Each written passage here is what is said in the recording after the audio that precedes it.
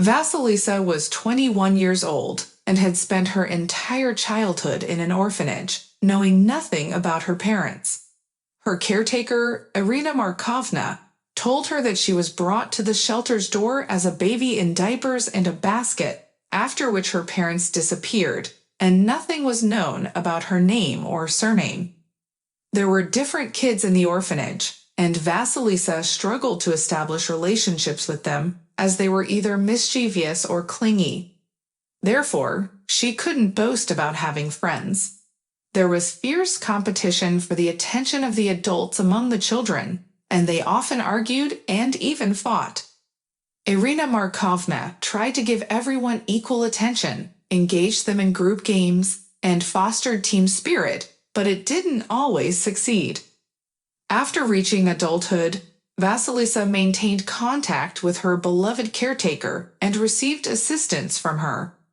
The elderly woman helped her secure an apartment and actively assisted in finding employment because Vasilisa now had to take care of herself independently. Employers were reluctant to hire an orphan who knew little about the modern world, fearing that she would need a lot of time to adapt. On her fifth attempt, Vasilisa managed to find work as a waitress in a decent restaurant. She was surprised to learn that the job vacancy was advertised in a regular newspaper in such an upscale establishment. She was unaware of the high turnover rate in the restaurant and how some new employees couldn't endure the conditions for more than 2 weeks. But Vasilisa was enthusiastic about being accepted for the job. However, on her first day at the new place, she noticed the pitfalls of the profession. The manager, Oleg, was unpleasant and quarrelsome, demanding unquestioning obedience and discipline from the staff. He fined employees for the slightest infractions, whether it was being a couple of minutes late, untidy appearance, appearing drowsy, or carelessly spoken words.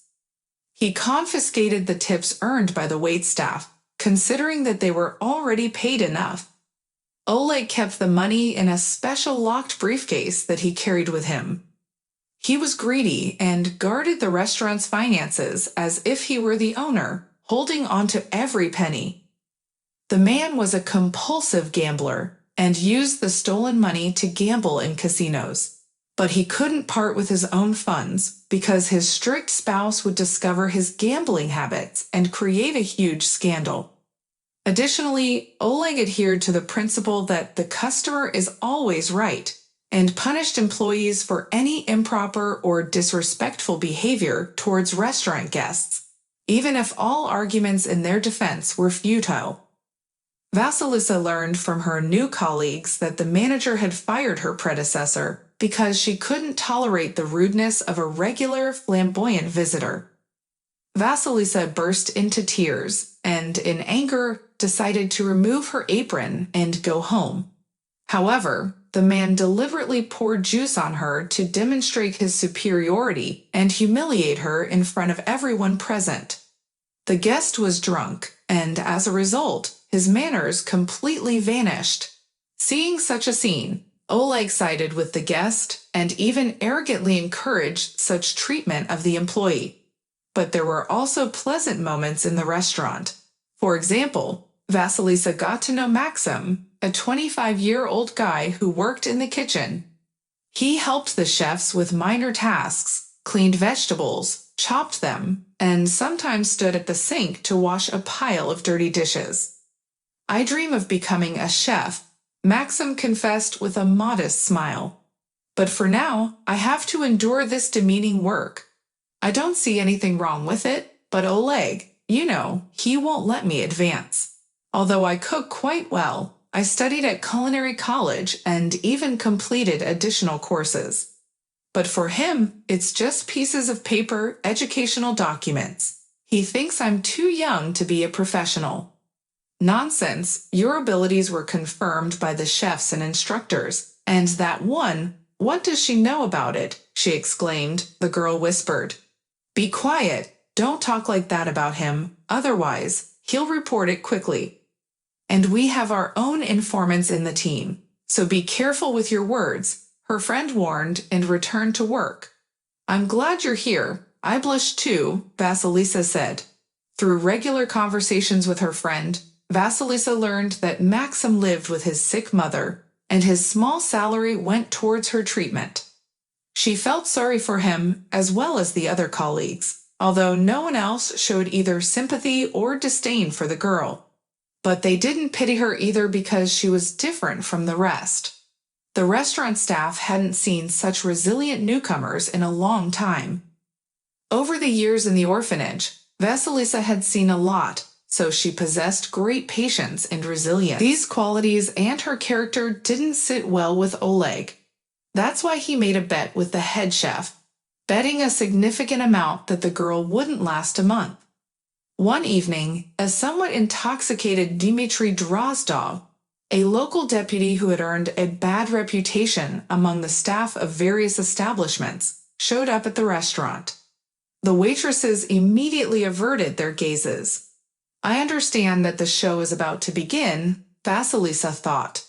The thing was, this very man had spilled juice on the fired Vita and Vasilisa, the waitress. He behaved rudely and always got away with it. To the relief of the others, it fell on Vasilisa to serve the deputies for the entire evening. Oleg took care of that, wanting to break the quiet but defiant employee. In his usual manner, Drozdov, noticing the new face, began to mock the girl. A fresh face, so charming. But are you sure being a waitress is what you need? You would have quickly succeeded in a different business and earned more. The man laughed obscenely. What would you like to order? We have updated our menu. I recommend trying our new items. Vasilisa calmly spoke with a smile. Let the lewd jokes of a drunk guest go in one ear and out the other, he praised. I mean you. Looks can be deceiving. I liked your predecessor more. At least she talked to me, but she was also a fiery, not bad. You'll get used to it. Drozdov laughed and patted the girl on the back. She immediately recoiled. Take the order. The man latched onto her, demanding that she tell him about each type of wine listed in the menu so that he could choose a suitable one. After getting rid of the unpleasant guest, Vasilisa hurried to the kitchen to relay the order to the chefs. Drozdov the drunk called the girl several more times for trivial requests, making her run back and forth, questioning her about the composition of the dishes and her past, her plans for life. It was impossible to please him. Vasilisa held on with all her strength. She was already exhausted and couldn't bring herself to smile at this arrogant man as the restaurant rules required. Oleg, observing the new employee's torment, rubbed his hands with glee. Video for the guests and his business was taken care of. Drozdov was doing poorly, so he liked to visit various establishments and take out his frustrations on the staff to blow off steam. Because they couldn't argue with him or else they risked losing their jobs. How he irritates me, a frustrated Maxim hissed in the kitchen, watching Vasilisa struggle while carrying out Drozdov's demands. She's wasting her time with him. The head chef stopped him. Don't be a hero. Here, what do you need? Will that make you happy? You'll ruin your life if you even lay a finger on that bug. Unpleasant, but what can you do? She'll figure it out on her own. She's not a child anymore. I'm surprised she hasn't run away in tears through the back door. Well done, girl, he said, witnessing Vasilisa's struggles and exhaustion from serving Drozdov. Suddenly, she collapsed right before his eyes. She turned pale, struggled to breathe, and fell from her chair to the floor. The client wheezed and gasped for air, like a fish thrown on the shore. Oleg was stunned. You'll pay for this. He didn't move, not knowing what to do. The other patrons jumped up from their seats. Women shrieked. Panic ensued, but the girl remained calm. She unbuttoned the tight collar of the deputy's shirt and lifted his head to help him breathe easier. Vasilisa suspected that the man had an allergy, possibly to some of the ingredients in the dishes he consumed indiscriminately that evening. She had seen something similar in an orphanage when one of the children was stung by a wasp, and its venom triggered an allergic reaction. That incident had stuck in Vasilisa's memory, and she knew exactly how to alleviate Drozdov's suffering. Making sure he could breathe, the girl took her phone out of the apron pocket and called for an ambulance. "You're very brave," the doctor said to the girl when they arrived, and Drozdov was loaded onto the stretcher and taken away in the ambulance. "Thank you," Vasilisa said, feeling disoriented. Only now did she realize what had happened. When the man became ill, she didn't hesitate about her actions, the danger, or the consequences. But her colleagues didn't appreciate her heroism. Everyone knew that for Oleg, it was another opportunity to unleash his anger on the newcomer. After the stress he experienced, he couldn't do anything in that critical situation and failed as a manager. "You idiot! Why did you interfere?" the man shouted when he regained his composure and realized the danger of the situation. "Do you know who he is? He's a deputy. They'll hold us responsible if anything happens to him. Did I do the right thing? He would have suffocated if I hadn't intervened. And you think I should have stood there and watched?" Vasilisa protested, adrenaline coursing through her veins, causing her to forget about caution. "I don't need such saviors for free. Did he promise you something? The incident happened during your shift. Everything used to be fine with him. He could drink our entire alcohol supply, but this was the first time he acted like this. You were supposed to calm him down, make him nervous. So what do we do now?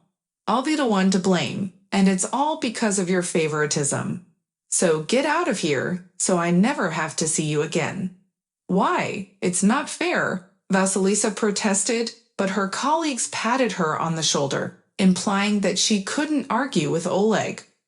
She put him in an awkward position, standing out when he faltered, and a man like him won't forgive that. Vasilisa returned home in tears. In just one evening, she had experienced so many emotions. She was angry and upset, feeling sad about being accused of greed and thoughtlessness. And although she had saved someone's life when everyone froze in fear, the girl spent the whole day in tears, pitying herself and pouring out her pain. Meanwhile, she searched for a new job because she had no money and she needed something to survive. Vasilisa didn't expect the scoundrel Drozdov to kneel before her and express gratitude. The man she had saved didn't even acknowledge her, didn't call or send anyone to express appreciation for pulling him back from the brink of death. During lunch, a stranger rang Vasilisa's apartment doorbell. "Hello," a middle-aged man stood before her in expensive yet simple clothing. He didn't like to flaunt his wealth. "Good afternoon. How can I help you?" Vasilisa asked, not expecting anyone. "My name is Valerie. I recently opened my own restaurant and would like to offer you a job as a waitress."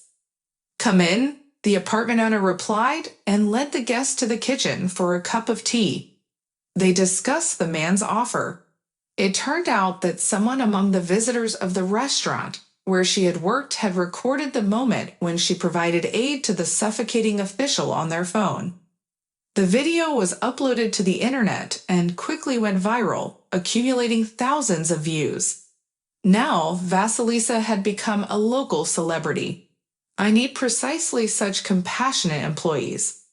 The working conditions and compensation are suitable. I won't mistreat you. I'm assembling a young team.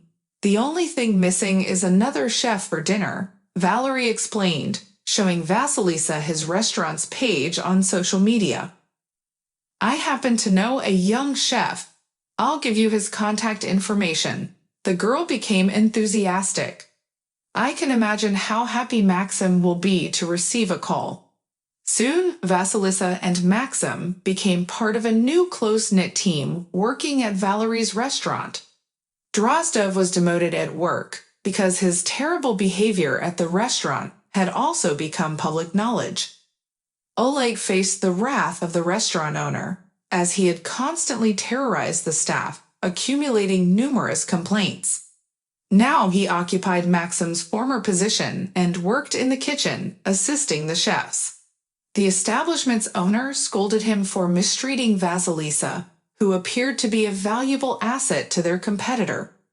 Working side by side, Vasilisa and Maxim grew closer and started dating. The whole team congratulated them, even ordering a cake, wishing them happiness in the future and their marriage. Valerie didn't mind a workplace romance and even supported the couple. For him, the most important thing was a peaceful atmosphere in the team and satisfied customers who left well-fed and content. If you enjoyed the story, please support me with a thumbs up. And to stay updated on the release of new interesting stories, click the bell button. Wishing you all the best.